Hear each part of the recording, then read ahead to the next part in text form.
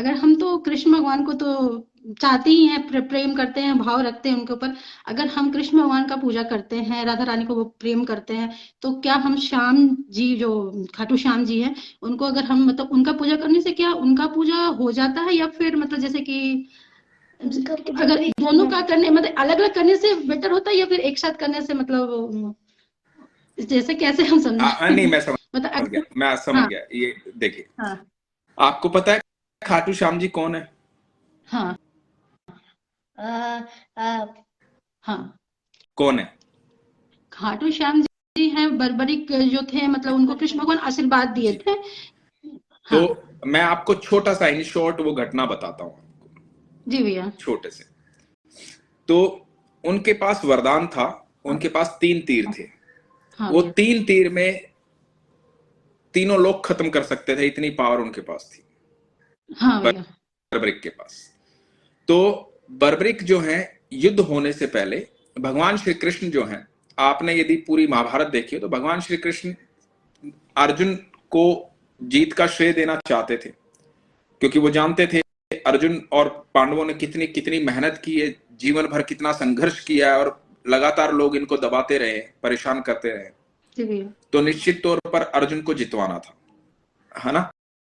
तो भगवान जब किसी किसी से प्रेम करते हैं ना, ईश्वर जब किसी से प्रेम करते हैं, और ईश्वर प्रेम साधारण व्यक्ति से तो करेंगे नहीं, उसी से प्रेम करेंगे जो बिल्कुल सही होगा, सच्चा होगा, सरल होगा।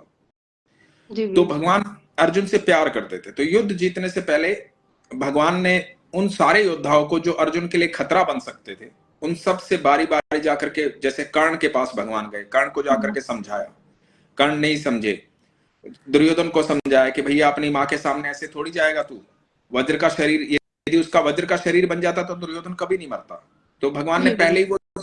पहले ही भगवान ने सारी नीति बना ली थी कि किसको कैसे कहां रोकना है। तो युद्ध तो बेसिकली भगवान पहले ही जीत चुके थे, मतलब भगवान पहले ही जितवा चुके थे, युद्ध तो सिर्फ नाम का हुआ था। हाँ तो बर्बरिक की माँ ने वरदान दिया था कि बेटा, बर्बरिक की माँ ने कहा था कि बेटा जो भी हारे ना, तो उसके पक्ष में खड़ा होना। इतने अच्छे संस्कार उनको मिले थे। तो हम्म। ठाकुर जी उनको ब्राह्मण वेश में मिले। ठाकुर जी ने बोला कि, अब वो घोड़े पे आ रहे थे, ठाकुर जी ने रोका उन्हें कि भैया कहाँ जा रहे हो, कौन हो? बताया मैं बर्बरिक हूँ। तो कहाँ जा रहे हो? बोला युद्ध में हिस्सा लेने जा रहा हूं। तो बोला युद्ध में हिस्सा लेने जा रहे हो तो किसकी तरफ से लड़ोगे? तो उन्होंने कहा कि मेरी माँ ने कहा है जो हारेगा मैं उसकी तरफ से लड़ूंगा। जी भैया। अब भगवान को तो पता है कौन हारेगा, हम्म। है ना? तो और यदि मान वो लो, तो है हमारे ना, तो मालिक और हैं। यदि मान हाँ लो कि अब कभी कभी कौरव हारेंगे, कभी पांडव हारेंगे, युद्ध खत्म ही नहीं होगा, क्योंकि बर्बरिक तो कभी इधर जाएंगे कभी उधर जाएंगे, है ना? जी।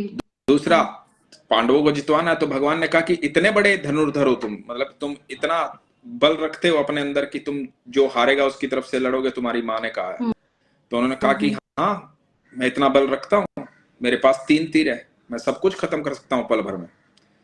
तो भगवान ने कहा कि इतने बड़े योद्धा हो तो तुम्हें यहां से जाने से पहले एक परीक्षा देनी पड़ेगी। तो उन्होंने कहा कि बताइए क्या परीक्षा देनी है? तो भगवान ने कहा कि ये जो पेड़ है जिसके नीचे हम खड़े हैं, इसके सारे पत्तों में यदि तुम छेद कर दोगे एक तीर से, एक तीर से हाँ। तो मैं तुम्हें मान जाऊंगा कि तुम बहुत बड़े योद्धा हो। तो बर्बरिक ने तीर चलाया। वो पेड़ आज भी है, मेरे घर के पास है, जहां का रहने वाला मैं हूं, सोनीपत। बहुत उससे थोड़ी सी दूर बहुत चुलकाना अच्छी धाम बात है। है ये तो। अच्छा जुल्कानादम जी भैया। चुलकाना धाम में वो पेड़ आज भी है, 5,000 साल बीत गए।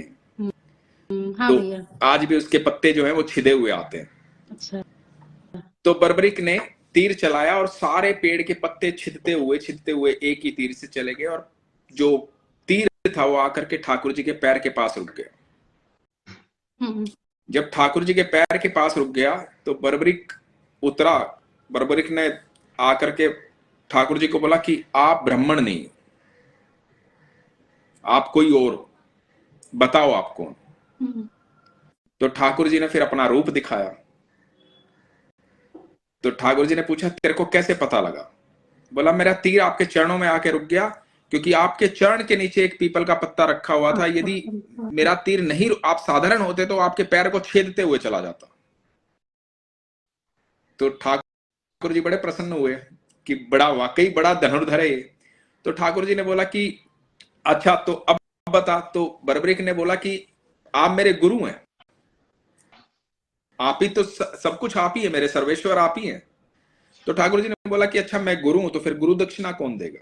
तो बोले क्या चाहिए गुरु दक्षिणा में? अब क्योंकि ठाकुर जी तो यही चाहते थे कि ये युद्ध में ना जाए, तो ठाकुर जी ने कहा कि युद्ध नहीं करना तुम्हें। तो बोले कि ठीक है। अब कैसे विश्वास करे? ठाकुर जी बोले मुझे अपनी गर्दन काट के दे दे। तो पल भर लगाया बर्बरिक ने, ठाकुर जी के सामने गर्दन काट के रख दी। गर्दन काट के रख दी। ठाकुर जी बड़े प्रसन्न हुए। ठाकुर जी ने सोचा कि इतना प्यारा भक्त है, ये इतना प्रेम करता है। तो ठाकुर जी ने बोला कि तू वरदान मांग। क्या वरदान मांगता है? बोला कि मैं तो युद्ध लड़ने आया था, लेकिन आपने गर्दन मांग ली, पर मैं युद्ध देखना चाहता हूं। ये बड़ी कमाल की घटना बता रहा हूं मैं आपको, पूरी घटना नहीं सुनी होगी आपने, मैं पूरी बता रहा हूं इसको। हाँ तो भैया, कुछ वीडियो में सुन पाया, हाँ, थोड़ा थोड़ा मैं शॉर्टकट में सुने। उससे आगे की पूरी सुनाता हूं, पूरी नहीं सुनी होगी। जी भैया। तो अब होता क्या है कि ये युद्ध देखने के लिए ठाकुर जी बोलते हैं कि ठीक है तुम पूरा युद्ध देखोगे। तो ठाकुर जी मैदान में एक जगह, ऊंची जगह उनकी गर्दन टांग देते हैं। उससे पहले ठाकुर जी बोलते हैं, ठाकुर जी कहते हैं कि तू इतना प्यारा भक्त है मेरा कि आज से तुझे मेरे नाम से जाना जाएगा, श्याम नाम से, श्याम कृष्ण नाम नाम से, से। ठीक है? कृष्ण नाम तो से, तुझे मेरे हाँ। नाम से जाना जाएगा। और जो भी हारा हुआ भक्त, कोई भी हारा हुआ व्यक्ति, जो तेरी मां ने तुझे वरदान दिया था, कोई भी हारा हुआ व्यक्ति तेरे दर पर आएगा तो कभी खाली हाथ नहीं जाएगा। तो खाटू श्याम के दर पे जो जाता है ना, वो कभी खाली हाथ नहीं जाता। ये वरदान है उनको ठाकुर जी का, जी भैया। ठीक है? ये कृष्ण का, श्री कृष्ण का वरदान है उनको। अब इसके आगे की कथा जो आपने नहीं सुनेगी वो सुनाता हूं। जी भैया, जरूर। अब होता जरूर क्या भैया। है, अब होता ये है कि ठाकुर जी जो है, अब बर्बरिक जो है वो वरदान लेकर के युद्ध देख रहे हैं। 18 दिन का भीषण युद्ध। तो युद्ध खत्म होता है, युद्ध खत्म होता है तो अर्जुन को ये लगने लग जाता है कि युद्ध जीता उसने है, उसकी वजह से युद्ध जीता गया। क्योंकि यदि वो नहीं मारता कर्ण को तो युद्ध नहीं जीता जाता। तो इधर युधिष्ठिर को भी लगता है कि मैंने झूठ बोला था, अश्वत्थामा हतो हतः, अश्वत्थामा मारा गया। यदि मैं ये झूठ नहीं बोलता तो द्रोणाचार्य जो है उनका गर्दन कोई नहीं काट सकता। तो भीम को भी ये लगने लगा कि मैं दुर्योधन को नहीं ऐसे मारता तो युद्ध नहीं जीत सकते थे। तो सबको घमंड हो गया कि युद्ध मैंने जीता, युद्ध मैंने जीता, युद्ध मैंने जीता। सबको ये लगने लगा कि युद्ध मैंने जीता, मेरी वजह से युद्ध जीता गया। जब सबको ये लगने लगा तो कहा गया कि एक एक व्यक्ति ऐसा है जिसने पूरा युद्ध देखा, उसके पास चलते हैं, वो बताएगा युद्ध किसने जीता।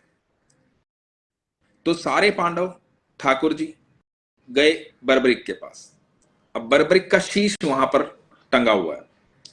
तो बर्बरिक से पूछा जाता है कि बर्बरिक ये बताओ कि आपने तो पूरा युद्ध देखा है, तो युद्ध किसने जीता, कौन सबसे बड़ा योद्धा है? तो बर्बरिक ने पता है क्या कहा था? 18 दिन के इस भीषण संग्राम में सिर्फ और सिर्फ सुदर्शन चक्र चलता हुआ दिखाई दे रहा था, बाकी कुछ नहीं था। युद्ध तो ठाकुर जी ने जीता है, युद्ध तो ठाकुर जी लड़ रहे थे, कोई नहीं लड़ रहा था। सही ये तो बात है। ठाकुर जी ही थे, जो कुछ थे, कोई नहीं था। वो खाटू श्याम जी को दिखाई दे रहा था कि युद्ध तो प्रभु आप हैं, आपकी वजह से सब जीते। और वरना, और ये सच है कि यदि ईश्वर आपके साथ नहीं है ना, तो आपको जीत आपकी निश्चित है ही नहीं। और ईश्वर आपके साथ है तो आपकी जीत निश्चित है। तो उसके बाद जो बर्बरिक थे, उनका जब वो किया गया तो धड़ जो था, वो जो शीश था, वो बहते हुए पहुंचा था खाटू श्याम। अच्छा अच्छा। तो जी भैया, ये चीज नहीं पता था। जो धड़ जी। है उनका, वो धड़ आज हाँ भी सोनीपत में, चुलकाना धाम में, हाँ सोनीपत के पास हाँ उनका हाँ धड़ हाँ। का आज भी वो बना रखा है उन्होंने समाधि। तो अच्छा। वहां पर धड़ रह गया था और शरीर, वो शीश जो बहते हुए पहुंचा था खाटू श्याम, जहां पर आज उनकी पूजा होती है हाँ हाँ राजस्थान हाँ। में। तो 2 जगह पूजा होती है, चुलकाना धाम और वहां पर।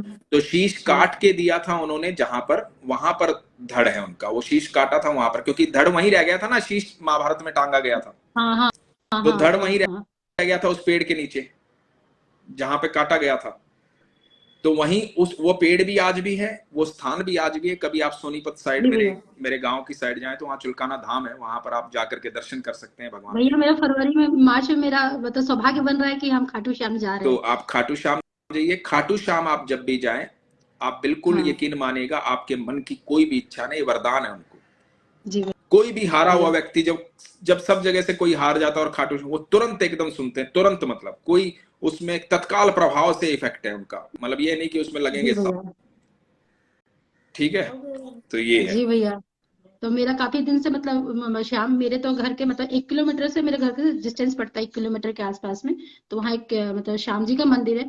तो लगभग हम 2.5 साल से आना जाना करते थे। लेकिन जो मतलब एक तो मंदिर जाने से शांति मिलता है, जो भगवान को देख फील होता था कि लगता था दुनिया में कोई अपना नहीं है। लगता बस वही मेरे माँ है, वही मेरे बाप है, वही मेरे गुरु है, वही मेरे भाई, वही बहन। तो सारा रिश्ता हम उनमें देख लेते थे। जो मतलब उनसे कनेक्शन होते थे, ऐसे में मतलब भगवान में मेरा, कृष्ण भगवान में फिर प्रेम। ऐसे नहीं कि भगवान में मतलब श्याम जी को हम नहीं मानते, उनको भी दिल से मानते।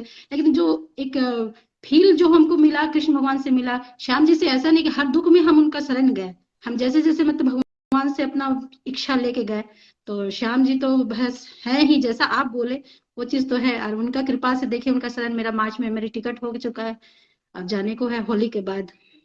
और एक चीज और मैं आपको बता दूं, जी भैया। आप कहीं भी किसी की भी पूजा करते हैं, किसी की भी, किसी के कहीं भी विश्वास आपका जागृत है ना, कहीं भी क्या मतलब, किसी भी धर्म और किसी भी जाति की बात कर रहा हूं मैं, हर जगह की बात कर रहा हूं। जी भैया। आपका विश्वास कहीं भी जागृत है ना, कहीं भी, तो आप यकीन मानना, आप जहां भी विश्वास जागृत है वहां पर आप प्रार्थना करते हैं ना, वो प्रार्थना, सारी प्रार्थनाएं मेरे ठाकुर के चरणों में पहुंचती हैं। जी भैया। जी भैया, ये चीज तो हम जानते ही हैं भैया। ठीक। यदि आप सोचो, आप किसी को भी बोलोगे ना, किसी भी देवी देवता को बोलोगे कि प्रभु ये काम कर दो, तो वो अर्जी आपकी लगी जैसे देवी देवता के पास, किसी भी देवी देवता के पास, तो वहां से वो अर्जी ठाकुर जी के चरणों में ही जानी है। तो आप उस चीज के लिए, वो आप ठाकुर जी, आप कहीं से भी आराधना करें, कुछ भी आराधना करें, वो ठाकुर जी के पास पहुंचती है आपकी इच्छा। अनंत ब्रह्मांड के मालिक वही है, सर्वेश्वर वही है, और सबको उन्होंने पावर दी है। जी तो जी। आप बिल्कुल निश्चिंत रहें, आप जहां आपकी आस्था है वहां पर आप आराधना करें। ठीक है। नहीं, आस्था देखिए भैया, ऐसा नहीं है कि मतलब है आस्था तो हर भगवान में करते हैं, ऐसा बात नहीं है। लेकिन एक इच्छा था, शुरू से इच्छा था, 4-2 साल पहले से इच्छा था कि हम जाना चाहते थे। तो बिल्कुल बिल्कुल संजोग जाइए, का और भगवान का बुलावा आपको आया। यदि याद रहे तो मेरा भी प्रणाम उनको बोलिएगा। जी जरूर जरूर ठीक है। भैया, जरूर आपका भी हम, हरे कृष्ण। जरूर आपका भी प्रणाम। भैया 1 मिनट, एक चीज हम आपको दिखाना चाहते थे कि हम जब वृंदावन गए हुए थे ना, तो जी। बिहारी जी का हम वहां से एक उनका छवि लेके आए थे। ये रहा। क्या बात है। जय हो बाके बिहारी की। तो हम तो, बहुत सुंदर। तुम अपने घर पे, हम तो पूरा कृष्ण भगवान का ही मतलब, ये रहा मेरा। थोड़ा सा आपसे मौका मिला इसलिए हम दिखाना चाहे आपको। नहीं नहीं, बहुत सुंदर, सबने दर्शन किए। आप कहाँ से हैं स्वाति जी? एक्चुअली मेरा मेरा ससुराल पर सर कलकत्ता, अच्छा, दमदम। कलकत्ता, ओके। तो काफी दूर है, हाँ। आप राजस्थान जाएंगे अभी, तो ईश्वर अभी आपका नहीं, मार्च, सफर। होली के बाद। होली के बाद भैया। ये मेरे ठाकुर जी हैं। आप मेरे परिवार हो गए, आप आपको भाई मानते हैं हम, लेकिन नहीं, आपको भी दर्शन हम जरूर कराएं। जी जी। जय हो ठाकुर जी। तो खुश रहिए आप। जी ठीक है, भैया। ख्याल जी रखिए। भैया। हरे कृष्ण। हरे कृष्ण, राधे राधे भैया।